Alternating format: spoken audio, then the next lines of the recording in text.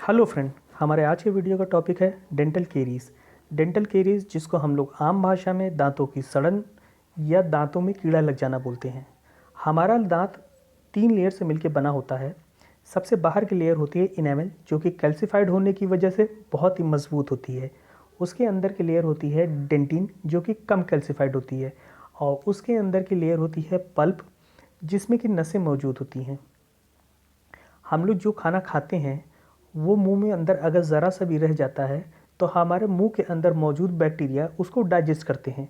Digest करने के बाद वो एसिड प्रोड्यूस करते हैं। यही एसिड हमारे दांत के बाहर के लेयर में मौजूद कैल्शियम को डिसॉल्व कर जाता है, जिसकी वजह से इनेमल की लेयर कमज़ोर हो जाती है और दांत खोखले होने लगते हैं। इसी चीज़ को हम लोग डेंटल केरीज कहते हैं। यही केरीज जब धीरे धीरे पल्प की तरफ बढ़ती है तो हमारी समस्याएं बढ़ने लगती हैं, और जब ये केरीज पल्प में पहुंच जाती हैं तो हमको पेन होना शुरू हो जाता है। दांतों की सड़न को बचने के बहुत आसान उपाय हैं।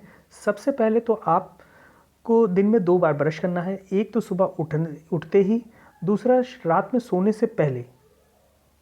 शुगरी प्रोडक्ट जिसके अंदर शुगर की मात्रा ज़्यादा होती है, जो कि दांतों में ज़्यादा चिपकते हैं, ऐसे फूड का सेवन कम से कम करके आप डेंटल केरीज से बच सकते हैं या उनके होने की रफ्तार को कम कर सकते हैं।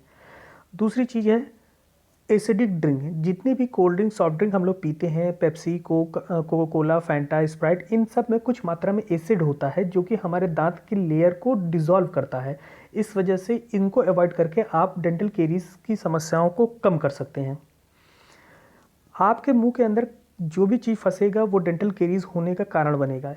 इस वजह से जब भी आप कुछ खाना खाएं तो अपने मुंह को साफ करें या कम से कम पानी पिएं। और हर 6 महीने पे अपने दांत के डॉक्टर को यानी डेंटिस्ट को विजिट दें, ताकि कोई भी समस्या अगर बनना शुरू हुई है तो उसको वहीं पे रोका जा सके और उनका इलाज किया जा सके।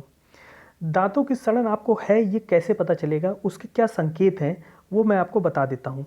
सबसे पहले तो दांतों में अगर आपको कहीं काला धब्बा दिख रहा है, ब्लैक स्पॉट दिख रहा है, तो वो संभवतः हो सकता है कि आपको डेंटल कैरीज की शुरुआत हो गई हो।